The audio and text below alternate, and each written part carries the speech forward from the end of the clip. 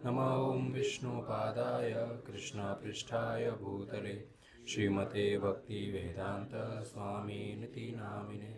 नमस्ते सरस्वते देवे गौरवाणी प्रचारिणे निर्विशेष शून्यवादी पाश्चात्यदेशतारिणे। जय श्री कृष्ण चैतन्य प्रभु नित्यानंद श्री अद्वैत गदाधर श्रीवासादि गौर भक्तवृंद। हरे कृष्णा कृष्णा कृष्णा कृष्णा हरे हरे, हरे राम राम राम हरे हरे। हरे कृष्णा। आप सबका फ्राइडे मीटिंग में स्वागत है। तो कृष्ण कथा स्कंद 10 हमने पिछली, हरे कृष्ण को थैंक यू।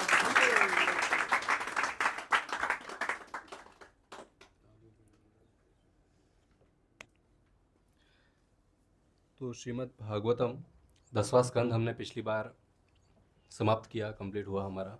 आज हम श्रीमद् भागवतम के 11वें स्कंद में एंटर करेंगे।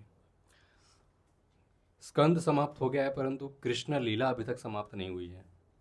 कृष्ण लीला अभी बाकी है, पिक्चर अभी बाकी है।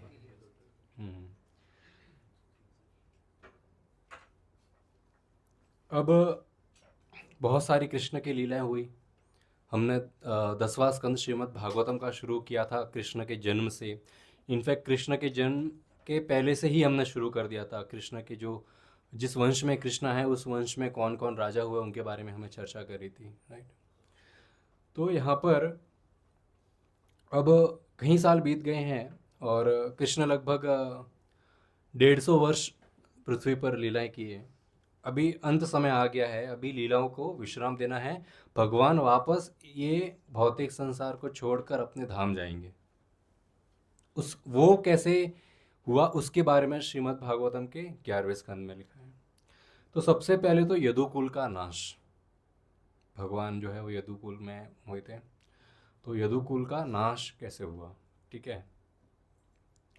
एक बार दुर्वासा मुनि, वशिष्ठ ऋषि, कश्यप, नारद मुनि जैसे सभी ऋषि मुनिगण जो है द्वारका में वसुदेव के महल में यज्ञ इत्यादि जो है पूजा करके यात्रा के लिए निकले। अब वे यात्रा करने के लिए जा रहे थे और कहीं पे वे विश्राम के लिए रुके थे। वहाँ पर कृष्ण के वंश के लोग आए, यदु वंश के कुछ लोग उसमें से। और वे क्या हास्य मजाक करने के मूड में थे। प्रैंक बोलते हैं हम, प्रैंक, कैमरा में देखो प्रैंक हो आपके साथ वैसा। तो ये प्रैंक स्पिरिचुअल उस टाइम का ये है, वैदिक प्रैंक करने के लिए बोले चलो ऋषियों के साथ प्रैंक करते हैं।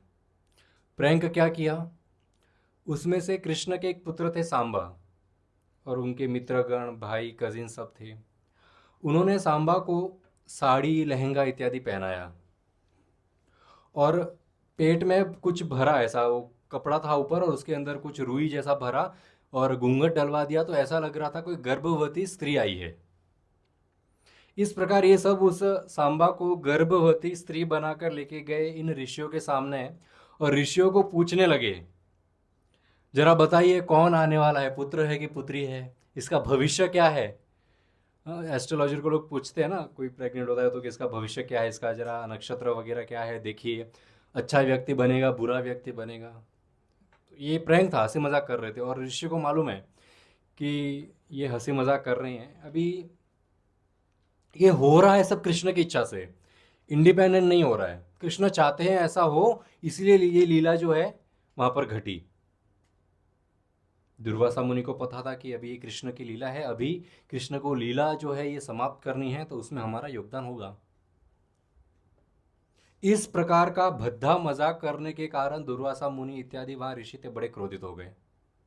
शर्म नहीं आती है? कभी कभी लोगों को घमंड होता है ना ऊंचे घराने का, कृष्ण के पुत्र, कृष्ण के पौत्र, कृष्ण के यदुवंश से आए हैं हम। तो जैसे इंस्टाग्राम में लिखा होता है कि कोई क्षत्रिय है तो ऐसा लिखते हैं क्षत्रिय, यदुवंशी, सूर्यवंशी, राजपुरोहित, राजपूत, चौहान। ऐसा लोगों को गर्व होता है अपने जिस घर में जन्म लिए हैं उसमें उनको गर्व होता है। अच्छे अच्छे कर्म हैं आपके, अच्छे गुण हैं तो खुशी होने की बात है, आपने अच्छे घर में जन्म लिया है। इसके अलावा तो रावण भी ब्राह्मण कुल में ही जन्म लिया होगा, उसका भी इंस्टा बायो होगा रावण राज पुरोहित। परंतु कर्म तो राक्षसों वाले हैं, तो फिर वो राज पुरोहित होने का कोई अर्थ नहीं होता, ब्राह्मण होने का कोई अर्थ नहीं होता। अभी ये ऋषि मुनि गुस्सा हो गए और उन्होंने जो है सांबा को श्राप दे दिया कि वास्तविक प्रेग्नेंट हो जा, और तेरे कोख से कोई बच्चा जन्म नहीं लेगा, लोहे का टुकड़ा, लोहे का गधा वो जन्म लेगा, और वो गधा लोहे का जो बड़ा सा पीस होगा वो तुम सब यदुवंशियों की मृत्यु का कारण बनेगा। अरे बाप रे! तुरंत वहां उसके गर्भ से लोहा उत्पन्न हो गया, उसके गर्भ से उत्पन्न हो गया, गर्भ से बाहर आ गया लोहा। अब वो सब बड़े चिंतित हो गए, गलती कर दी बड़ी, ऋषि मुनियों का मजाक उड़ा दिया, ये तो बहुत दुख, और श्राप भी दिया, तो क्या पूरा वंश का, ऐसा नहीं कि जो प्रैंक कर रहा है उसके उसका मृत्यु, ऐसा भी नहीं, जितना परिवार है सब खत्म एक साथ, दी एंड। बड़े चिंतित हो गए, भागकर सभी लोग गए, उग्रसेन राजा के पास गए और उग्रसेन राजा से कहा कि ऐसा ऐसा श्राप मिला है और ये लोहे का टुकड़ा है। उग्रसेन राजा बड़े चिंतित हो गए, बोले इसका क्या करें, कि इससे पहले ये लोहे का टुकड़ा हम सबकी मृत्यु का कारण बने, इस लोहे के टुकड़े को ही हम खत्म कर देते हैं। अब कोई चीज को पूरी तरह से खत्म नहीं किया जा सकता, वो छोटे बड़ी कोई चीज उसको तोड़ सकते हो, उसका पाउडर बना सकते हो, पर वो विलुप्त नहीं होता। खासकर मेटल, नमक जैसी चीज घुल जाती है एक बारी के लिए, बर्फ है जो पिघल जाती है, कोई हवा बन जाती है। लोहा जो है वो गायब होना असंभव है, लोहे को कितना भी गर्म करो पिघल जाएगा, परंतु उसका अस्तित्व बना रहेगा। उसको कितना भी पावर से कर दो, पाउडर बन जाएगा, पर उसका अस्तित्व नहीं मिटेगा। अब इन्होंने कहा इस लोहे को हम पाउडर बना के, अभी द्वारका में रहते, द्वारका कहाँ बसा हुआ है, समुद्र में, तो बोले समुद्र में डाल दो, तो उस लोहे के पाउडर उसको बना दिया और समुद्र के अंदर डाल दिया, ठीक है। अब वो पाउडर, अभी समुद्र है, समुद्र में कोई चीज डाली जाए तो समुद्र अपने लहरों के साथ उसको किनारे पे ढकेल देती है, तो ये सारा पाउडर जो है किनारे पे आ गया, समुद्र के किनारे पे आ गया, और उसमें से केन्स यानी जो बैम्बू स्टिक होती है ना, ऐसी बहुत सारी बैम्बू स्टिक्स उग गई उस पाउडर से। उस पाउडर का थोड़ा सा हिस्सा एक मछली ने खा लिया, और उस मछली को एक शिकारी ने पकड़ा जिसका नाम था जरा, और उसने उस मछली का जब पेट काटा तो अंदर से वो पाउडर जो है वो लोहे का भाला बन गया था, तो जरा ने उस लोहे से जो है तीर बनाए अपने शिकार के लिए और अपने पास रख लिए। बस अभी इस स्टोरी को हम यहीं थोड़ा विश्राम देते हैं, इसको ये फ्यूचर में ये सब कैसे समय के साथ अपनी लीलाएं बताती है वो हम बाद में डिस्कस करेंगे। अभी कोई कहेगा क्या कृष्ण के वंश में ऐसा हुआ, कृष्ण ने रोका क्यों नहीं? कृष्ण तो कुछ भी कर सकते, कृष्ण यदि मरे हुए बालकों को यमराज के लोक से, बलि के लोक से वापस ला सकते हैं, तो जो व्यक्ति मरने वाला है उसको जिंदा नहीं रख सकते, ठोस रख सकते हैं। परंतु अभी कृष्ण काल बनकर आए हैं, और जब वो भगवान काल बनकर आते हैं तो कोई नहीं बचा सकता। कृष्ण चाहते हैं सबकी मृत्यु हो। अब ये बात जब वसुदेव और देवकी को पता चली कि ऐसा ऐसा घटित हुआ है, बड़े चिंतित हो गए, भयभीत हो गए, मृत्यु होने वाली है सबकी, बहुत पूरा वंश खत्म होने वाला है, बड़ा दुख हुआ। बोले क्या करें, नारद मुनि से मिले, तो वसुदेव जो है वो नारद मुनि से मिले और नारद मुनि से प्रश्न किए कि नारद मुनि, मैं अपने पूरे परिवार से बड़ा आसक्त हूँ, सब परिवार जन है, सबको मृत्यु प्राप्त होने वाला है, अब ये मुझे भय, जो ये चिंता मुझे जो है ये सता रही है, ये मुझे बहुत भय लग रहा है, ये मेरा जो भय है इसको दूर करिए, जो घबराहट है, ये दुख है, इसको दूर करिए मेरी। तब नारद मुनि जो है उनको उपदेश देते हैं, और वो उपदेश क्या देते हैं, ऐसा नया उपदेश प्रकट नहीं किया है कि मेरे मन में आ गया मैंने बोल दिया, नहीं, शास्त्रों से उपदेश देते हैं। गुरु का रोल निभा रहे नारद मुनि, और गुरु यदि केवल शास्त्रों से बोले तो ही वो प्रामाणिक गुरु है, मन गढ़त बातें करे वो गुरु नहीं है। बहुत सारी जगहों पे लोगों को ज्ञान कहाँ से मिलता है, भजनों से। अरे भजन में उधर ऐसा बोला था, अरे भजन में बोलने से क्या होता है, कोई व्यक्ति अपना भजन लिख के गा दे, इट डजेंट मैटर। क्या आचार्यों ने भजन लिखा है, क्या वो भजन शास्त्रिक है, तब वो माना जाता है। गांव जैसे जो छोटे छोटे गांव होते हैं दूर दूर, उनके पास शास्त्र के या फिर ज्ञान के इतना कुछ उपलब्ध नहीं होता है, तो वे भजनों से कथाओं के बारे में सुनते हैं। बहुत सारे भजनी जो है वो वास्तविक कथा सुनाते हैं भजन के माध्यम से, परंतु कुछ कुछ मन गढ़ंत भी होती है। तो यहाँ पर नारद मुनि शास्त्रीय उपदेश देते हैं। क्या बोलते हैं कि मनु राजा के 2 पुत्र हुए, उसमें से एक, ये सब हमने कथा ऑलरेडी कर रही है श्रीमद् भागवतम की, उसमें उनके एक पुत्र थे प्रियव्रत। प्रियव्रत के वंश में एक राजा हुए ऋषभदेव। अब वे ऋषभदेव कौन थे? भगवान कृष्ण के एक अवतार है, और जिसको जैनिज्म के जो फर्स्ट तीर्थंकर जिनको कहा गया वे यही है, भगवान कृष्ण के अवतार ऋषभदेव। ऋषभदेव के 100 पुत्र हुए। हमने ये सब ऑलरेडी डिस्कस किया, इसलिए हम शॉर्ट में कर रहे हैं। 100 पुत्रों में से 10 पुत्र क्षत्रिय रहे कि हम राजकाज संभालेंगे। उसमें से जो सबसे बड़े थे वे थे राजा भरत, जिनके बारे में हमने कथा की थी, हिरण से आसक्त हो गए थे, वो भरत। 10 पुत्रों में से सर्वश्रेष्ठ भरत। बाकी के 81 पुत्र ब्राह्मण बने, यज्ञ इत्यादि कराएंगे, अनुष्ठान कराएंगे, पूजा करवाएंगे, लोगों का, समाज का कल्याण करेंगे। 10 और 81 91, इतना सोचना पड़ रहा है। पीछे कितने बचे? 9। ये 9 है, ये 9 परमहंस बने, इनको कहा गया नव योगेंद्र। अब ये नव योगेंद्र जो है राजा निमि से मिलने गए। अभी राजा निमि के वहाँ यज्ञ रखा गया था, तो ये यज्ञ में हिस्सा लेने के लिए 9 योगेंद्र जो है राजा निमि के वहाँ गए। अब इतने बड़े ज्ञानी परमहंस आए हैं, अवधूत है, बड़े ज्ञानी। परमहंस मतलब सन्यास के भी जो ऊपर का लेवल होता है उसको कहते हैं परमहंस। निमि राजा ने सोचा चलो कितने ज्ञानी व्यक्ति परमहंस आए, इनसे शास्त्र के बारे में सवाल पूछते हैं। साधुओं से मिलते हैं तो हमेशा यही डिस्कस किया जाता है, उद्धार कैसे हो जीव का। गपशप समाज में आपस में फ्रेंड्स करते हैं, साधुओं के साथ गपशप नहीं होती। 9 साधु 9 सवाल, 9 सवालों के 9 जवाब। ये कौन डिस्कस कर रहा है? नारद मुनि वसुदेव को बता रहे हैं कि एक बार 9 योगेंद्र निमि राजा से मिले थे, और निमि राजा ने 9 सवाल पूछे थे, और उनके जो 9 जवाब है वे आप सुनिए। आपको जानने क्या 9 क्वेश्चंस थे वो? Question number 1, what is the supreme goal of humanity? मानव समाज का वास्तविक लक्ष्य क्या है? पहले 9 योगेंद्र में से पहले थे, वे थे ऋषि कवि, श्री कवि। अब श्री कवि ने उत्तर दिया कि मनुष्य, ये जो मानव समाज है, इसका लक्ष्य है भगवत प्राप्ति। अब सिर्फ कह देने से भगवत प्राप्ति, कहने से भगवत प्राप्ति नहीं होती। बड़ा डिफिकल्ट काम है भगवत प्राप्ति करना, कोई खाने का काम नहीं है, हलवा नहीं है। यहाँ लोग 10-10 साल कथा सुनते हैं, 11वें साल आपको पता नहीं कहाँ दिखेंगे, यकीन नहीं होगा। बोले अरे तो मंदिर जाता था, बोले जाता था, पास्ट टेंस है भाई, प्रेजेंट में नहीं जाता।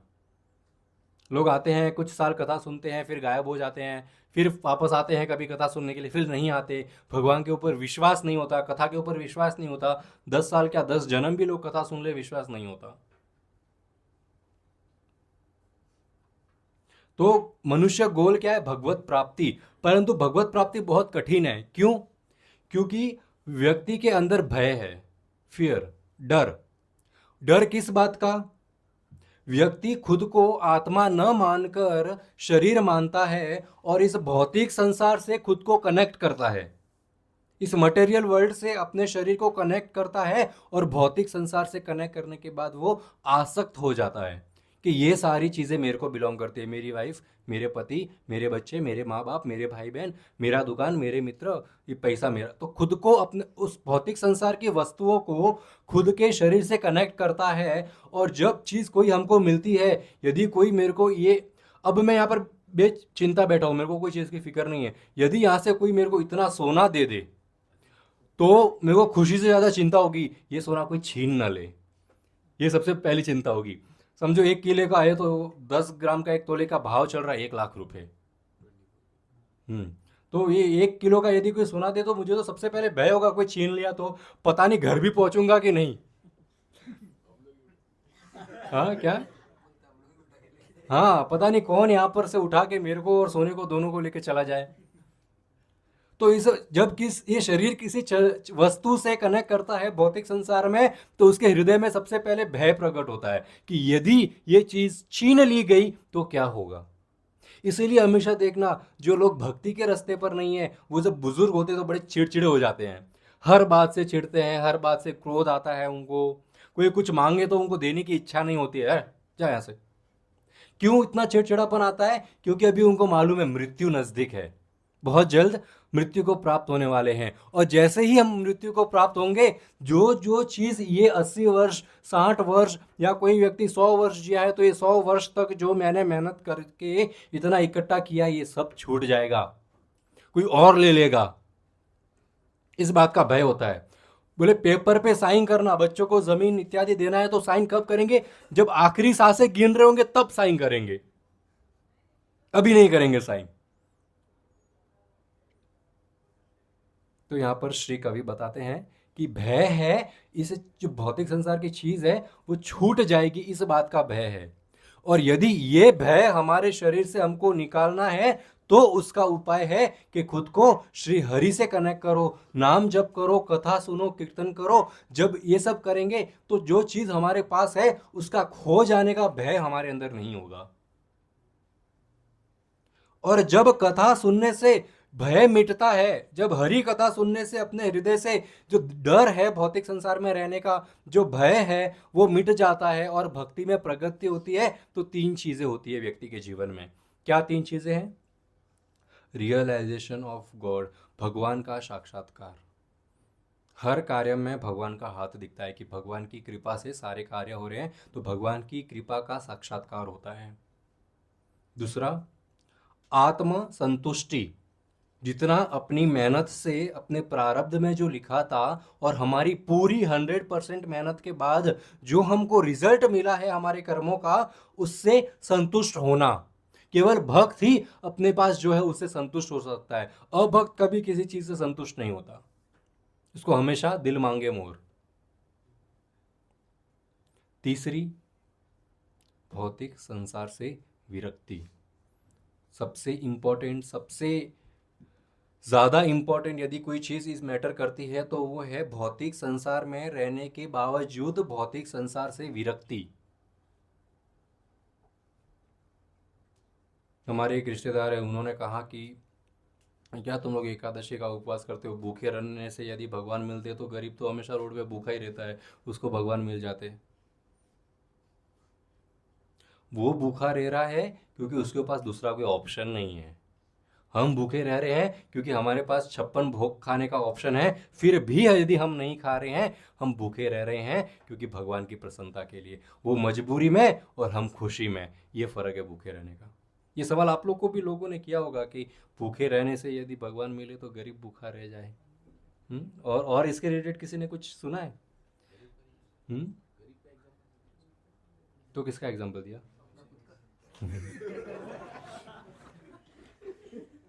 किसी ने कहा माला घुमाने से यदि भगवान मिले तो माला बेचने वाला सोचो उसके पास कितनी मालाएं हैं, उसको भगवान मिल जाएंगे। तो भगवान माला घुमाने और माला बेचने में फ़र्क है। वो माला बेच रहा है ताकि उसको धन माया मिले, और हम माया खरीद रहे हैं ताकि हमारे पास से माया जाए, ये फ़र्क है। तो 3 चीज़ें भक्ति में, भय मिटाने के लिए कृष्ण की भक्ति, और कृष्ण भक्ति में 3 चीज़ होती है, भगवान का साक्षात्कार, आत्मसंतुष्टि, और भौतिक संसार से विरक्ति। बड़ा उत्तम जवाब दिया उन्होंने। ये मनुष्य के जो जीवन है उसका लक्ष्य है ये। दूसरा सवाल पूछते हैं, अच्छा भक्त बनना इंपॉर्टेंट है, तो उसके ऊपर सवाल दूसरा आता है, प्रामाणिक भक्त की योग्यता और लक्षण क्या है? जो भक्त बन गया है, अभी यहाँ पर आप बहुत सारे लोग जप कर रहे हैं, कितने लोग जप करते हैं? यहाँ पर हाथ ऊपर करिए जरा, ऊपर रखिए हाथ। ठीक है, आप सब क्लास के बाद मिलना जिन्होंने हाथ नहीं उठाया। दुख रहा है यार, मैं ठीक करता हूँ।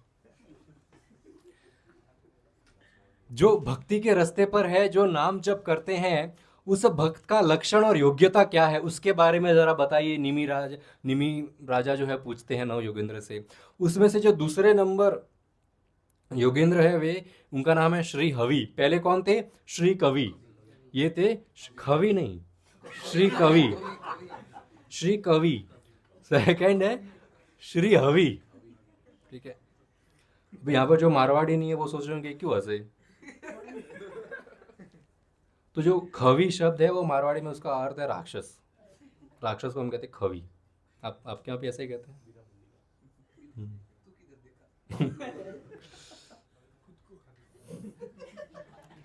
दूसरे श्री हवि। सवाल क्या है दूसरा? भक्त की योग्यता और लक्षण। तो श्री हवि बताते हैं 3 तरह के भक्त होते हैं।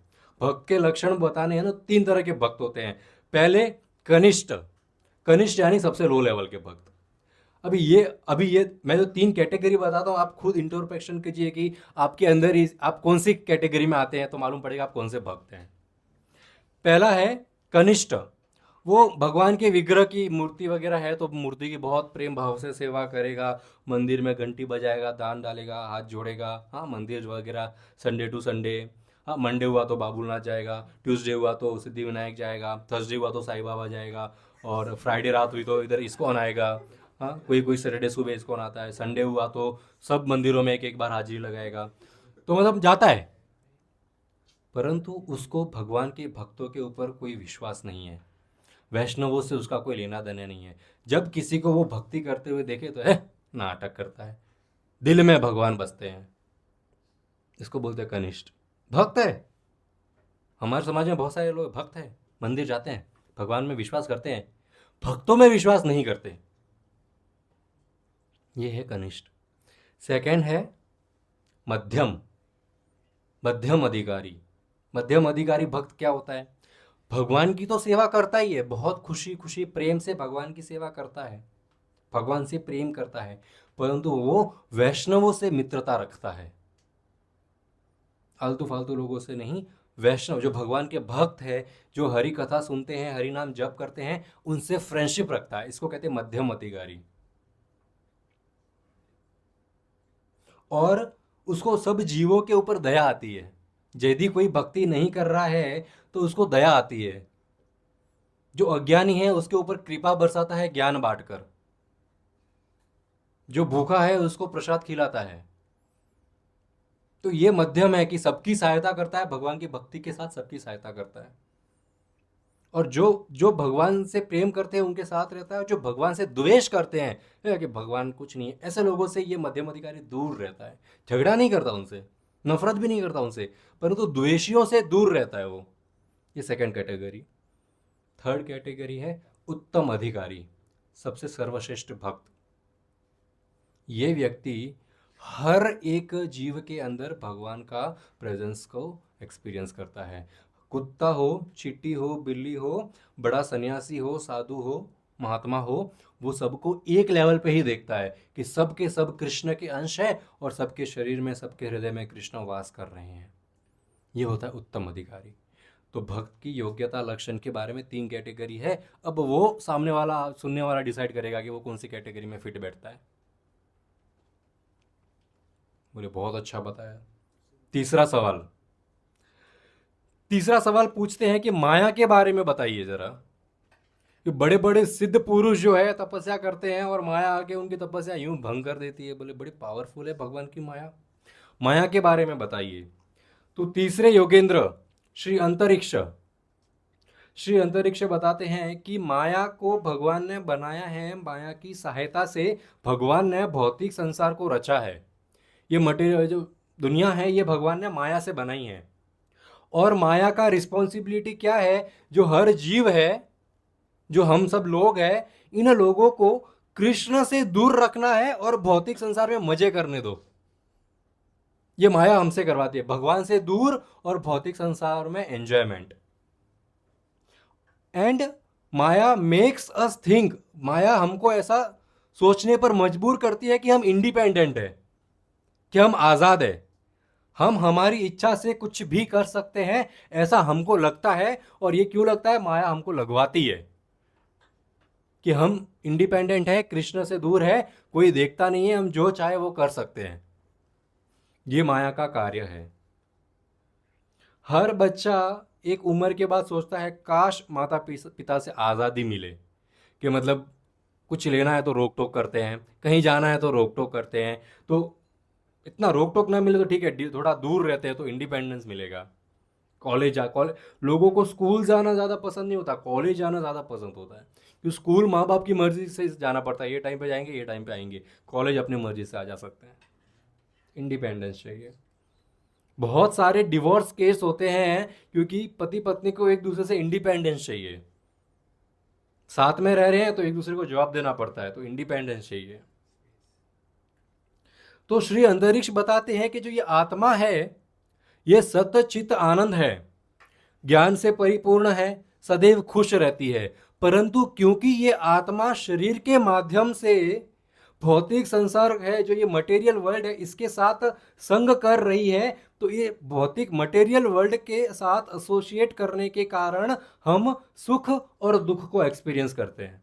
वास्तविक आत्मा में कोई दुख नहीं है, वो सच्चिदानंद है, हमेशा खुश रहती है। यह आत्मा का कैरेक्टर है, ऑलवेज हैप्पी। परंतु भौतिक संसार के से संग में आने के कारण सुख और दुख एक्सपीरियंस करते हैं। हमारी इच्छा और हमारे कर्मों के अनुसार इस आत्मा को जो है शरीर प्राप्त होता है, और अंत में भगवान, और अंत में जो वॉल्यूम इसका लो करो, क्या है माइक, थोड़ा लो कर दो उसका वॉल्यूम।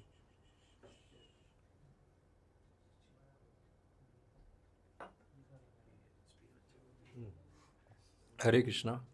ठीक है, तो और थोड़ा कम कर दो, सबको सुनाई दे रहा है ना? थोड़ा कम कर दो, ऊपर लोग सो रहे हैं शायद। हरे कृष्णा, हाँ ठीक है, अभी ठीक है ना? बस बस बस बस, कोने में कौन बैठा, आवाज़ आ रही है? ठीक है। सचिन ने थम्स अप कर दिया तो हो गया। हम्म तो अंत में बंद कर दिया क्या? मैंने बंद कर दिया शायद, थोड़ा सा आवाज़ करो, बस बस बस बस बस। इसलिए वो थम्स अप की आवाज़ ही नहीं आ रहा था। तो ये आत्मा अपने कर्मों के हिसाब से शरीर उसको प्राप्त होता है, और अंत में भगवान काल के रूप में आकर इस आत्मा से शरीर छीन लेते हैं। ये है माया। सवाल क्या था, माया क्या है? तो ये है माया कि व्यक्ति को भगवान से दूर रखेगी, व्यक्ति को ये सोचने पर मजबूर करेगी कि वो इंडिपेंडेंट है, और इंडिपेंडेंट होने के कारण वे सुख और दुख को एक्सपीरियंस करेगी, और अंत में जो है मृत्यु को प्राप्त करेगी। ये है माया। Very good. चौथा सवाल, मूर्ख व्यक्ति जो खुद को शरीर मांगकर इस भौतिक संसार में सुख भोग की आसक्ति में पड़ा हुआ है, वो व्यक्ति मुक्ति को कैसे प्राप्त होगा? अब जिसको भगवान से लेना देना नहीं है, जो मंदिर नहीं आता है, जो कथा नहीं सुनता है, जो माला नहीं करता है, वो मूर्ख है कि नहीं? जो माला नहीं करता है वो, जोर से बोलो, संकोच है बोलो, कोई बात नहीं। तो ऐसे मूर्ख व्यक्ति का उद्धार कैसे होगा, मुक्ति उसको कैसे मिलेगी? अभी श्री प्रबुद्ध चौथा जवाब देते हैं कि यदि मुक्ति एक आत्मा का एक कैरेक्टर है कि आत्मा सदैव सुख की खोज में रहती है, उसको सुख चाहिए। वैसे तो आत्मा सच्चिदानंद है, परंतु भौतिक संसार में आने के बाद वो सुख की खोज करती है। तो सच्चा सुख यदि किसी को चाहिए, इस आत्मा को, जीव को वास्तविक हैप्पीनेस जिसको कहते हैं, यदि वो चाहिए, तो उसको गुरु के शरण में जाना होगा। गुरु के शरण में जाकर, और कैसा गुरु? जिसको शास्त्र का ज्ञान है, और केवल ज्ञान नहीं, शास्त्र का साक्षात्कार है। जो शास्त्र का ज्ञान केवल बांट नहीं रहा है, शास्त्र का ज्ञान जी रहा है, शास्त्र को अपने जीवन में अप्लाई करा है। वो ऐसे जो पैसा दे के कथाकार होते हैं, वैसा कथाकार नहीं, वैसा ज्ञानी, वैसे व्यक्ति के शरण में नहीं जाना है। ऐसे बहुत सारे गुरु है, बस पैसा दो आशीर्वाद लो, ऐसा एक जगह पे बैठते हैं, फिर लाइन लगती है भक्तों की। हाँ, फिर लोग पैसा डालते आशीर्वाद, पैसा डालते आशीर्वाद। हाँ, जिसने 100 रुपया डाला उसको कम आशीर्वाद, 500 की नोट देखी तो ज़्यादा आशीर्वाद, और ज़्यादा पैसा आया तो थोड़ा चॉकलेट भी उसको मिलेगा प्रसाद के रूप में। और ज़्यादा पैसा अगर वो जेब से 500 की गड्डी निकाल रहा है, तो उसको बोलेंगे आपके लिए स्पेशल आशीर्वाद है, आप क्लास के बाद मिलना।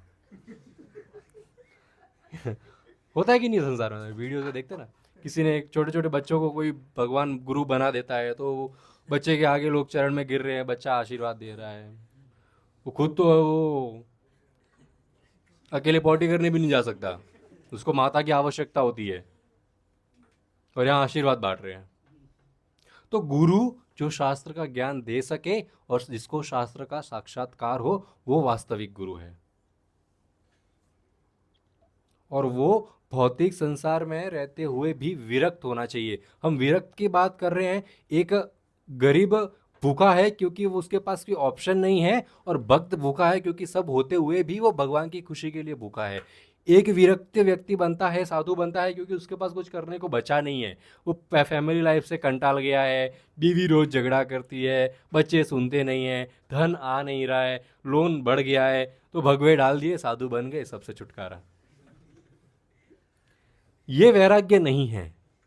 वैराग्य ये है कि हम परिवार में भी रह रहे हैं, बिजनेस भी कर रहे हैं, पढ़ाई भी कर रहे हैं, अपना जो कर्म है, अपनी ड्यूटी से, अपनी रिस्पॉन्सिबिलिटीज है, वो भी निभा रहे हैं, और इसमें रहने के बावजूद ये सब चीज़ों से हम आसक्त नहीं हैं और भगवान की भक्ति कर रहे हैं। दिस इज विरक्ति, इसको कहते हैं विरक्ति। तो कि गुरु भौतिक संसार से विरक्त होना चाहिए। और ये तो गुरु के लक्षण बता दिए। क्वेश्चन क्या था? मूर्ख व्यक्ति का उद्धार कैसे होगा, उसको मुक्ति प्राप्त कैसे होगी? तो उसको सबसे पहले गुरु के शरण में जाना है। अब गुरु कैसा होता है, उसके लक्षण बना दिए। अब मूर्ख व्यक्ति जो शिष्य बनने गया है, वो शिष्य कैसे बनना है, उसके लक्षण सुनिए। एक प्रामाणिक शिष्य कैसे बनाता है, स्टूडेंट कैसे बना जाता है। सबसे पहला इंपॉर्टेंट, डुप्लीसिटी नहीं होनी चाहिए, दोगलापन नहीं होना चाहिए। आज यहाँ की खिचड़ी खाया, कल किसी और संस्था की खिचड़ी खाएगा, परसों ईद के दिन फ्रेंड के साथ इफ्तारी करेगा, नरसों नरसों वहाँ कोई परसों मालूम पड़ा गुड फ्राइडे मनाने चला गया चर्च में, हालेलुया कर रहा है। तो दोगलापन नहीं होना चाहिए, एक निष्ठा होनी चाहिए अपने भक्ति के मार्ग पर, जो मार्ग आपने चुना है। वैसे तो हम कुछ चुनने वाले नहीं हैं, माया हमको ऐसा सोचने पर मजबूर करती है कि हमने चुना है, परंतु या तो माया आपको गलत रास्ते पर लेके जा रही है, या भगवान आपको सही रास्ते पर लेकर जा रहे हैं। सिंपल है। तो भगवान ने यदि आपको भक्ति के रास्ते पर चलाया है, तो डुप्लीसिटी नहीं होनी चाहिए। दूसरा भक्त का लक्षण, इंद्रिय पे संयम, सेंस कंट्रोल होना चाहिए। तीसरा शौचम, स्वच्छ होना चाहिए। ऐसा नहीं है कि अभी छुट्टी है, वैकेशन है, 2-3 दिन नहाए भी नहीं है, क्या है चलता है, परफ्यूम लगा दिया फ्राइडे के, चलो परफ्यूम लगा के निकल गए, किसको मालूम पड़ेगा, कौन हमको सूंघने वाला है, परफ्यूम की स्मेल आती रहेगी और हम नए दिखते रहेंगे। तो शौच होना चाहिए व्यक्ति का। शौच केवल शारीर भी नहीं, मन से भी व्यक्ति के अंदर शौच होना चाहिए, कि उसके मन में बुरे विचार ना चले, बुरी दृष्टि किसी के ऊपर ना हो, बुरे विचार ना हो। शौचम बहुत आवश्यक है, शरीर का और मन का। चौथा तपस्या। क्या तपस्या? 1 घंटा चुपचाप बैठकर कथा सुनने की तपस्या, एक स्थान पर बैठकर आधा घंटा जप करने की तपस्या, भक्तों के सेवा करने की तपस्या, विग्रह की सेवा करने की तपस्या, ये तपस्या है। तपस्या के बिना तो क्या है, भौतिक संसार में भी लोग एंजॉय कर रहे हैं, हम भी एंजॉय कर रहे हैं, फर्क ये है कि हम तपस्या भी कर रहे हैं। और भौतिक संसार के लोग तपस्या कर रहे हैं, वो इंद्रिय तृप्ति के लिए तपस्या कर रहे हैं, और हम इंद्रिय तृप्ति से मुक्ति पाने के लिए तपस्या कर रहे हैं। ये फर्क है। सहनशीलता, एक स्टूडेंट, एक शिष्य सहनशील होना चाहिए। गुरु गुस्सा कर दे, गुस्सा करता है तो गुरु नहीं है। अरे यदि आप कभी गलती करें और पिताजी थप्पड़ मार दे, तो कहेंगे तू मेरा पिता नहीं है, थप्पड़ कैसे मारा, चेंज द फादर। या फिर माता मार दे, तो ऐसा थोड़ी सोचेंगे है मेरे को तो कहीं से पक्का इतना मेरे को मारते हैं, जुल्म करते हैं, मेरे को अडॉप्ट ही किए होंगे, मैं इनका बेटा नहीं हूँ। ऐसा विचार भी करते होंगे लोग कि मैं अडॉप्टेड तो नहीं हूँ, इतना प्रेम नहीं करते, दूसरे से इतना प्रेम है। सहनशीलता, गुरु गुस्सा भी होगा, आपको सही रास्ते पर लाने के लिए गुरु गुस्सा भी होगा, तो गुरु को छोड़ देना, तो ये सहनशीलता नहीं है। सहनशीलता होगी तब हरि नाम में रुचि आएगी। प्रीणादपि सुनिचे ना तरुरपि सहिष्णु अमानी ना मान देना कीर्तनीय सदा हरि ही। जब सहनशीलता आएगी, एक वृक्ष के समान, गर्मी में भी वहीं टिका हुआ है, सर्दी में भी वहीं टिका हुआ है, बारिश में भी वहीं टिका हुआ है। भगवान जप करने की इच्छा नहीं हो फिर भी गुरु के अंडर टिका हुआ है, जप करने की बहुत इच्छा हो फिर भी गुरुओं के अंडर टिका हुआ है, वो शिष्य होता है, अपने रास्ते को नहीं छोड़ रहा है। सहनशीलता, सिंप्लिसिटी, सादगी होनी चाहिए। किसी को ये दिखाने नहीं आना, देखो कि मैं 20,000 का टी शर्ट पहना हूँ, 40 लाख की वॉच पहना हूँ, कितना सोना है मैं पहना हूँ, देखो कितना अमीर हूँ मैं, देखो मेरे पास आईफोन का हाईएस्ट वर्जन है, सैमसंग का जो कुछ आता है महंगा फ़ोन वो मेरे पास है। तो हाँ, कौन सा S25 अल्ट्रा, S25 अल्ट्रा। तो ऐसा खुद का जो पोजीशन है भौतिक संसार में, मटेरियली जो हमारी ग्रोथ है, वो दिखाने के लिए हम भक्तों के समाज में नहीं जाते। सादगी होनी चाहिए व्यक्ति में, सादगी मन की, मोस्ट इम्पोर्टेंट। हम सब बाहरी बातें तो कर रहे हैं कि व्यक्ति शरीर से कैसा होना चाहिए, पर वो सारे गुण मन में भी होने चाहिए। अहिंसा, किसी जीव को मारे नहीं। सिर्फ अहिंसा का सिर्फ ये अर्थ नहीं है कि जो मांस नहीं खाता है वो अहिंसा कर रहा है, तो बेचारा मांस नहीं खा रहा, नहीं। किसी पशु को आवश्यकता है तो पशु की सहायता भी कर रहा है। गाय को रोटी डालना, कबूड़ों को दाना डालना, कुत्ता बिल्ली को दूध दही जो भी लोग खिलाते हैं, तो ये पशुओं की सेवा करना भी एक अहिंसा है। और लास्ट, समत्व, सबको एक समान देखना कि ये गरीब है तो ये मेरा मित्र नहीं बन सकता, ये अमीर है ये मेरा बेस्ट फ्रेंड बनने के योग्य है। तो ऐसा नहीं होना चाहिए, सब एक समान, भक्त के समाज में सब एक समान होना चाहिए। ये लक्षण है एक शिष्य के जो गुरु के अंडर रहता है। और ये सारे लक्षण क्यों होने चाहिए? खुद की वाहवाही के लिए नहीं, ये सारे लक्षण जब हमारे अंदर आएंगे तब कृष्ण की वाहवाही बढ़ेगी। ये है कृष्ण का भक्त, सारे गुण है इसके अंदर। भक्तों के साथ मित्रता करना, और उस मित्रता का केंद्र है कृष्ण की ग्लोरीज। ये सब होगा तो माया से मुक्ति हो सकती है। 5वां सवाल, चलो बहुत अच्छा, ये भी जवाब दे दिया। 5वां सवाल पूछा नीमी राजा ने, भगवान के दिव्य स्तर के बारे में समझाइए। भगवान के दिव्य स्तर क्या है, भगवान की क्या कैटेगरीज है? भक्तों की कैटेगरीज तो बता दिया आपने, 3 कैटेगरीज है भक्तों की। तीन कैटेगरीज है भक्तों की? कनिष्ठ, मध्यम, उत्तम। अब भगवान की भी 3 कैटेगरी होती है। भगवान की दिव्य स्तर के बारे में बताइए। तो इसका जवाब देते हैं श्री पिपलायन मुनि। श्री पिपलायन मुनि जवाब देते हैं कि भगवान के 3 स्तर है। क्या स्तर है? ब्रह्म, दूसरा परमात्मा, तीसरा भगवान। तो सबसे पहले ब्रह्म।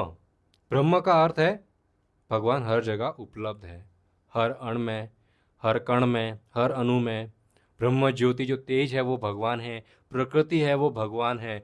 तो भगवान की उपस्थिति हर जगह महसूस करना, ये पहला स्टेज है भगवान का, सेल्फ रियलाइजेशन या फिर गॉड रियलाइजेशन। ये फर्स्ट स्टेज है कि भगवान को हर जगह महसूस करना। दूसरा परमात्मा, भगवान को अपने हृदय में महसूस करना कि भगवान परमात्मा के रूप में मेरे हृदय में भी बैठे हैं।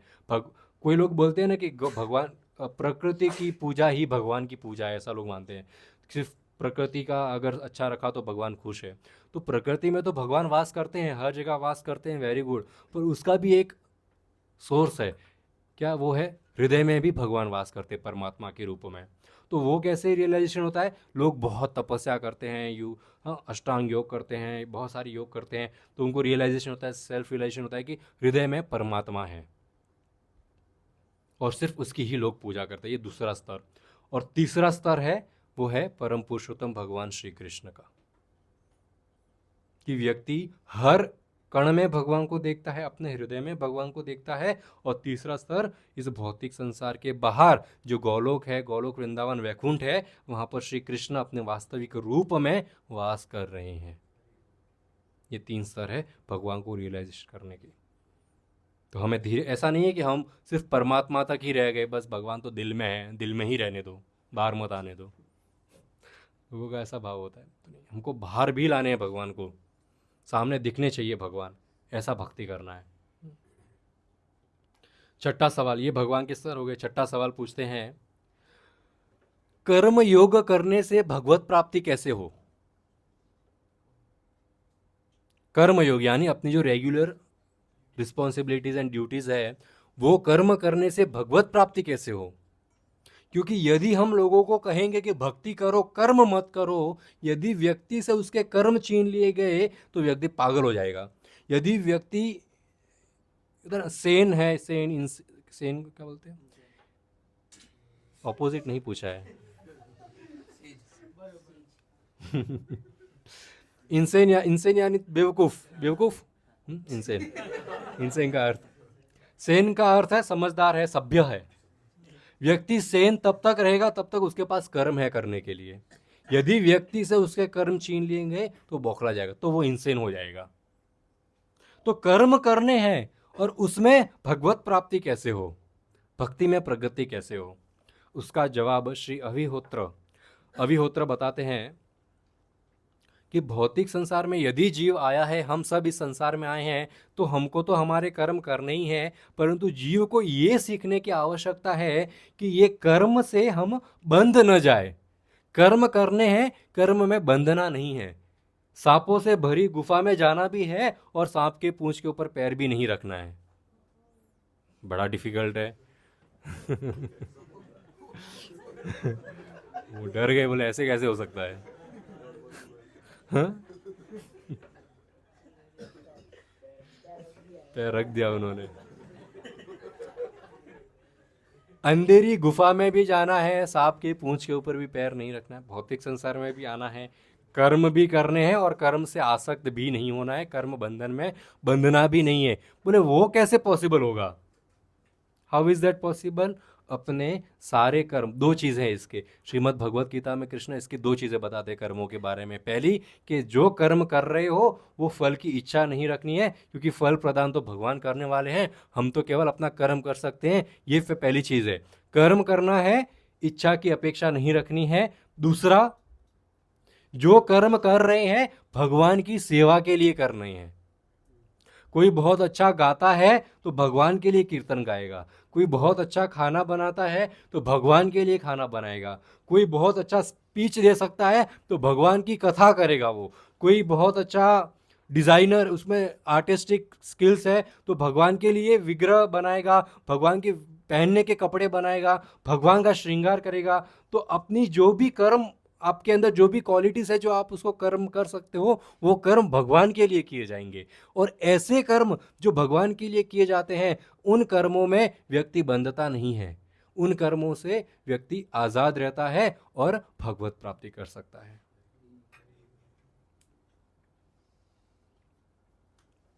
फिर अविहोत्र ऋषि आगे बताते हैं, दो चीजें बताते हैं कि इसको यदि फुलफिल करना है, ऐसा आसान नहीं है मैंने कह दिया कि कर्म को ऐसे करो और आप कल आके यहाँ पर मालूम पड़ा कीर्तन कर, इट्स नॉट सो इजी कि मैंने कहा और आपने कर दिया। गुरु ने कहा और हम सब फॉलो कर रहे हैं, शास्त्र ने कहा हम फॉलो कर रहे हैं, इट्स नॉट दैट इजी। दो चीज़ें उसके लिए आवश्यक है। अभिहोत्र ऋषि बताते हैं दो चीज़ें हैं। पहली, गुरु के शरणागत होकर जो गुरु का लक्ष्य है वो प्राप्त करने के लिए गुरु की सहायता करना। हमारा लक्ष्य साइड में रखो, जो गुरु का लक्ष्य है, गुरु का लक्ष्य जब फुलफिल करेंगे तब हमारे कर्म का फुलफिलमेंट होगा। दूसरा, भगवान के विग्रह की सेवा।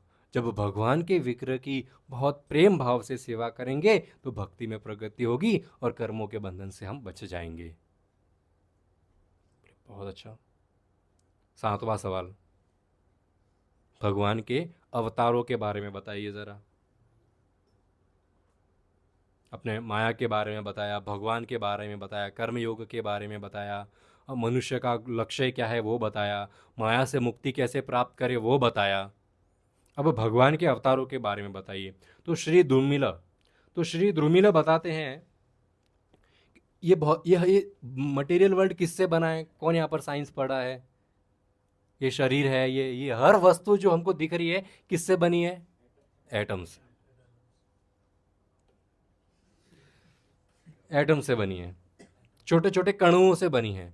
तो कहते हैं ध्रुमिला, श्री ध्रुमिला कहते हैं कि ये भौतिक संसार में जितने कण है ना, जितने एटम्स है ना, उनको गिनना पॉसिबल है, भगवान के अवतारों को गिनना इम्पॉसिबल है। ये कणों से भी अधिक भगवान के अवतार हैं। हमको तो खाली दशावतार के बारे में मालूम है, दशावतार हमेशा करते हैं ना। उससे ऊपर यदि हमने श्रीमद् भागवतम पढ़ ली, कथा सुन ली, कथा कर ली, तो श्रीमद् भागवतम में 22-24 अवतार और लिखे हैं, तो उसके बारे में मालूम पड़ गया। पर यहाँ पर द्रुमिला बताते हैं कि कणों से भी अधिक भगवान के अवतार हैं, उनके बारे में गणना करना असंभव है। भगवान कभी भी किसी भी रूप में कहीं पे भी आ सकते हैं। यहाँ पर भी कोई भगवान अवतार लेकर बैठे होंगे क्या मालूम। जहाँ राम कथा होती है वहाँ हनुमान जी आ जाते हैं, जहाँ भक्तों का गुणगान होता है वहाँ भगवान आ जाते हैं। तो भगवान के अवतार, बोले भगवान के अवतारों को थोड़ी सी कैटेगरीज में खाली बताते हैं। पहली कैटेगरी पुरुष अवतार। भगवान के पुरुष अवतार क्या है? कर्णोदक्षाय विष्णु, गर्भोदक्षाय विष्णु, क्षीरोदक्षाय विष्णु, 3 विष्णु हैं। ये भगवान के पुरुष अवतार है। फिर गुण अवतार, भगवान के 3 गुण अवतार है, ब्रह्मा, विष्णु और शिव। ये यहाँ के भौतिक संसार के लोग लड़ते आपस में, विष्णु, शिव, ब्रह्मा, ये सर्वश्रेष्ठ, वो सर्वश्रेष्ठ। शास्त्र में क्लियर कट लिखा हुआ है सब, उसमें कोई हमारे यहाँ कोई कंफ्यूजन नहीं है। भगवान के 3 अवतार है, 3 गुण अवतार है, वो है ब्रह्मा, शिव और मैं। ब्रह्मा, शिव और विष्णु, ये भगवान के अवतार है। तीनों विष्णु का ही रूप है। भगवान ने ये 3 अवतार क्यों लिए? ये भौतिक संसार का रचना करने के लिए और उसको चलाने के लिए, संचालन करने के लिए भगवान ने 3 अवतार लिए, गुण अवतार, ठीक है।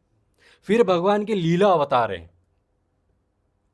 लीला अवतार यानी भगवान अलग अलग लीलाएं करते हैं। नरनारायण, ऋषभदेव, हयग्रीव, दत्तात्रेय, नरसिंह, राम, परशुराम, ये भगवान लीला अवतार क्यों लेते हैं? लीला अवतार प्लैंड नहीं होती है, बाकी सब अवतार प्लैंड है। लीला अवतार प्लान नहीं है कि ये टाइम पे ही लेंगे, भगवान की मर्जी हो, भगवान आ गए, लीला अवतार हुआ वो। तो भगवान लीला अवतार लेते हैं ये अवतारों में भक्तों की प्रसन्नता के लिए और राक्षसों का, असुरों का वध करने के लिए। ये भगवान की लीला अवतार हो गए। अभी नर नारायण ऋषि का, भगवान ने नर नारायण ऋषि रूप में अवतार लिया था। बड़े तपस्वी थे, इतनी तपस्या कर रहे थे कि इंद्र कंफ्यूज हो गए कि कहीं ये इंद्र बनने की तो कुछ, अभी इंद्र के भी बहुत सही है, तो इंद्र बन के कोई क्या करेगा? जो इंद्र के भी ऊपर जो गोलोक धाम है वहां का जो मालिक है वो इंद्र की गद्दी को क्या करेगा? तो इंद्र को फिर भी इंद्र पहचान नहीं पाता है। भगवान के अवतार इतने हैं कि क्या सब भौतिक संसार के जीवों का यही हाल है, पहचान नहीं पाते हम भगवान को सही समय पर। इंद्र पहचान नहीं पाया कि तो भगवान ही है। बोले इतनी तपस्या कर रहे हैं, मेरी गद्दी के लिए तपस्या कर रहा होगा, तो कोई एक अप्सरा भेज दिए, बोले इसकी तपस्या भंग कर दो। नर नारायण ऋषि ने देखा, बोले तपस्या भेजिए, ये कोई अप्सरा भेजिए मेरी तपस्या भंग करने के लिए। भगवान ने अपने पैरों से उर्वशी नाम की अप्सरा उत्पन्न करी, जो सभी अप्सराओं में सबसे सुंदर, और वो अप्सरा इंद्र को गिफ्ट कर जा, तू तू खुश रह जा, तू लेके जा, तू मेरी क्या तपस्या भंग, तू खुश रह, मेरे को नहीं चाहिए ये सब, मेरे पास है ऑलरेडी। तो भगवान की ऐसे ऐसी लीलाएं हैं, ये भगवान का लीला अवतार है। 8वां सवाल पूछते हैं, बोले जिसके हृदय में भक्ति नहीं है उनकी क्या गति है? हम तो इतने टाइम से यहाँ कथा सुन रहे हैं, तो बोले कि माला करेंगे, जैसे तैसे होगी, माला करेंगे, कथा सुनेंगे, अंत में भगवत प्राप्ति हो जाएगी, very good. It's not that easy. परंतु फिर भी हमको एक विश्वास है, मन में है विश्वास, पूरा है विश्वास, होंगे हम कामयाब एक दिन। तो एक दिन तो अच्छा जब होगा, अच्छी हरि कथा होगी और भगवान प्रसन्न हो गए, भगवत धाम चले जाएंगे, हमको पता। परंतु जो व्यक्ति को पता भी नहीं है कि भक्ति क्या होती है, उसकी क्या गति होगी, वो सवाल है। जो मंदिर ही नहीं आता है, जो कथा ही नहीं सुनता है, जो नाम जप ही नहीं करता है, उसका डेस्टिनेशन क्या है? तो श्री चमत्स ऋषि बताते हैं कि अभक्त, अभी सवाल पूछा है अभक्त की क्या गति है, तो अभक्ति 2 तरीके के अभक्त होते हैं। पहला अभक्त होता है अज्ञानी, अज्ञानता के कारण वो अभक्त है, यानी कि उसको पता ही नहीं है करनी होती है भक्ति। मासूम है, अगर उसको थोड़ा सा उसको पैम्पर किया गया, थोड़ा सा उसको प्रचार किया गया, तो बहुत जल्दी भक्ति में आकर नाम जब शुरू करेगा, कथा सुनेगा, तो उसका संग करना चाहिए। ऐसा अभक्त का कोई बुरी गति नहीं है, उसकी अच्छी गति होने वाली है, क्योंकि वो उसको पता नहीं है भक्ति करनी है। दूसरे अभक्त है जिसको पता है भक्ति करनी है फिर भी नहीं कर रहे हैं, बोले ये बड़े नालायक लोग हैं। ऐसे अभक्तों से दूर रहो, कोशिश करो उनको भक्त पर दूर रहो। ज्ञान सारा है, शास्त्र में क्या लिखा है, भक्ति करने से क्या होगा, भक्ति नहीं करने से क्या होगा, सब पता है, फिर भी बार पाप कर्म में लगे हुए हैं, बुरे कार्य में लगे हुए हैं। सब ज्ञान होने के बावजूद ऐसे लोगों की गति नरक होती है, कहते हैं। मासूम लोग जो भक्ति नहीं कर रहे परंतु मासूम है, उनको नरक का गति नहीं होता है, उनको भक्ति करने का चांस मिलता है। पर जिनको भक्ति करने का चांस है और वो नहीं कर रहे जानबूझकर, they are the residents of hell. बोले बहुत अच्छा। आखिरी सवाल पूछते हैं, भगवान के युग अवतारों के बारे में बताइए। युग अवतार 4 ही होते हैं, सतयुग, त्रेता युग, द्वापर युग, कलयुग। इनका सवाल ऐसा था कि युग अवतार में भगवान क्या करते हैं, ये मेन सवाल है। युग अवतार में भगवान क्या करते हैं? तो कर भजन 9वें योगेंद्र कर भजन बताते हैं कि पहला सतयुग, सतयुग में भगवान अवतार लेते हैं और ध्यान के बारे में लोगों को बताते कि ध्यान करने से भगवत प्राप्ति होगी। मेडिटेशन में बैठो। यहाँ पर आप बहुत सारे लोगों ने 4 माला की प्रतिज्ञा ली है, प्रभुपाद आश्रय हैं क्योंकि हम 4 माला आजीवन करेंगे कम से कम। तो उस समय भी ऐसा होता था, आश्रय ध्यान लगाएंगे कम से कम कितना, 60,000 ईयर्स, 60,000 साल कम से कम। प्रैक्टिसिंग स्टार्टिंग है, नया भक्त बन रहा है, 60,000 साल तक एक मुद्रा में बैठेगा और भगवान के ऊपर ध्यान लगाएगा। 60,000 साल सत्युग की बात है ना। तो लोग जीते भी तो लाखों साल थे, उनके लिए 60,000 बहुत कॉमन है। बोलते मम्मी कहाँ जा रहा है, मैं ज़रा मंदिर जाके आता हूँ, 60,000 साल बाद आएगा वापस। तो वो सत्युग का बात है, वो चलता है उधर। यहाँ पर बोले मंदिर जा रहा हूँ, 1 घंटे में वापस आना चाहिए। अगर 1 घंटे का 3 घंटा हुआ तो फ़ोन आएगा, और 3 घंटे का 3 दिन हुआ तो पुलिस आएगी कि बच्चा को हेयर स्टाइल चेंज करके इधर साधु बना दिया, भाई आया नहीं अभी तक घर पे। तो वो सतयुग की बात है। वहाँ पर बंदा 60,000 साल तक कोई व्यक्ति तपस्या करता था, ध्यान लगा, ठीक है। वो युग गया, त्रेता युग आया। त्रेता युग में भगवान अवतार लिए, यज्ञ करने का जो इम्पोर्टेंस है वो भगवान ने बताया पूरे संसार को। उनका युग अवतार का ये कार्य है। तो बहुत सारे बड़े बड़े यज्ञ, बड़े बड़े तपस्या, अश्वमेध यज्ञ, ये यज्ञ वो यज्ञ करे गए भगवान की प्रसन्नता के लिए। वहाँ से भगवान का नाम पड़ा यज्ञपति या यज्ञ पुरुष। भगवान विष्णु का एक नाम है यज्ञ पुरुष। तीसरा युग आया, उसमें भगवान अवतार लिए, भगवान की उपासना, विग्रह सेवा, उपासना, प्रार्थना कैसे करनी चाहिए उसके इंपॉर्टेंस के बारे में, कि भगवान खुश कैसे होंगे भगवान की उपासना करने से।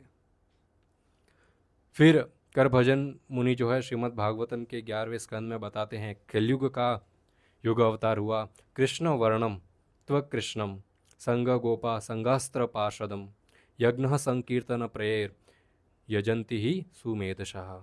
बोले कलयुग में भगवान हरि चैतन्य महाप्रभु के रूप में अवतार लेते हैं। कृष्ण वर्णम त्व कृष्णम, है कृष्ण। द्वापर में कृष्ण श्याम वर्ण में आए थे, परंतु ये ऑपोजिट है, ये गोल्डन वर्ण है कृष्ण ही, परंतु कृष्ण का शरीर नहीं लिए है। संग गोपांगास्त्र, संग में इनके बहुत सारे, इनके जो गोलोकवासी है वे उनके पार्षद बनकर आए हैं। चैतन्य महाप्रभु के साथ नित्यानंद प्रभु, गदाधर पंडित, श्रीवास पंडित, अद्वैत आचार्य जैसे इनके पार्षद भी आए हैं, कलयुग में बता रहे हैं। और ये कौन सा यज्ञ बताने आए हैं? संकीर्तन प्रायर, संकीर्तन का यज्ञ इन्होंने शुरू किया कि जोर से लोग भगवान का नाम जप करेंगे, हरे कृष्णा कृष्णा कृष्णा हरे हरे, हरे राम राम राम हरे हरे। एकमात्र संकीर्तन यज्ञ से, भगवान का नाम जप करने से व्यक्ति को कलयुग में उद्धार हो जाएगा, भगवत प्राप्ति हो जाएगी। जो चीज़ लोग सत्य युग में नहीं कर पाए, त्रेता युग में नहीं कर पाए, द्वापर युग में भी नहीं कर पाए, वो चीज़ चैतन्य महाप्रभु कलयुग में केवल नाम संकीर्तन से कर देंगे। ये चौथा युग अवतार है भगवान का, चैतन्य महाप्रभु के बारे में बता रहे हैं। कहते हैं कि सतयुग के, द्वापर युग के लोग कलयुग के लोगों की प्रशंसा करते हैं। बोले कलयुग के लोग कितने भाग्यशाली है, बोले इतना सरल रास्ता है इनके पास भगवत प्राप्ति का, क्या खाली नाम जप करना है बस। कोई यज्ञ नहीं करना है, कोई अनुष्ठान नहीं करना है, इधर जाना है उधर जाना, वो सब सेकेंडरी हो गया। केवल यदि व्यक्ति घर पे बैठा बैठा केवल नाम जप कर रहा है, उसका कलयुग का जो युग धर्म है पूरा हो गया। कलयुग का युग धर्म केवल नाम संकीर्तन। निमि राजा बड़े खुश हो गए, क्या सुंदर सुंदर सवाल और क्या सुंदर सुंदर सवालों के सुंदर सुंदर जवाब। निमि राजा ये सब जवाब जो थे इनसे संतुष्ट हुए, तृप्त हुए और भक्ति कर कर मुक्ति प्राप्त करे। अब ये डिस्कशन हो कहाँ रहा है वास्तविक में? नारद मुनि और वसुदेव के बीच। और जब वसुदेव ने ये सारी चीजें पूछी, बड़े प्रसन्न हो गए, बड़े जो भय था कि सब मर जाएंगे, भय खत्म हो गया। नारद मुनि बताते आपको किस चीज की चिंता है? वैसे देवकी और वसुदेव आपके तो भाग्य इतने बड़े हैं, भगवान स्वयं आपके घर से जन्म लिए हैं, आपके कोख से जन्म लिए। आप साधारण नहीं है, अपने पुत्र को भी साधारण मत समझना। ये कृष्ण जिस 7 सवालों में जो जवाब थे, कृष्ण के जवाब थे। वो सब कृष्ण की ओर इंगित कर रहे थे। आपके वो कृष्ण, वो भगवान है, परम पुरुषोत्तम भगवान है। वसुदेव बड़े खुश हो गए। इस प्रकार 11वां स्कंद आधा हम आज समाप्त करते हैं, बाकी का नेक्स्ट वीक। भगवान किस प्रकार इस भौतिक संसार को त्याग कर गौलोक धाम जाते हैं उसकी लीला, और वो जो पाउडर था उसका क्या हुआ, सारी लीला to be continued. Thank you so much. Srila Prabhupada की जय।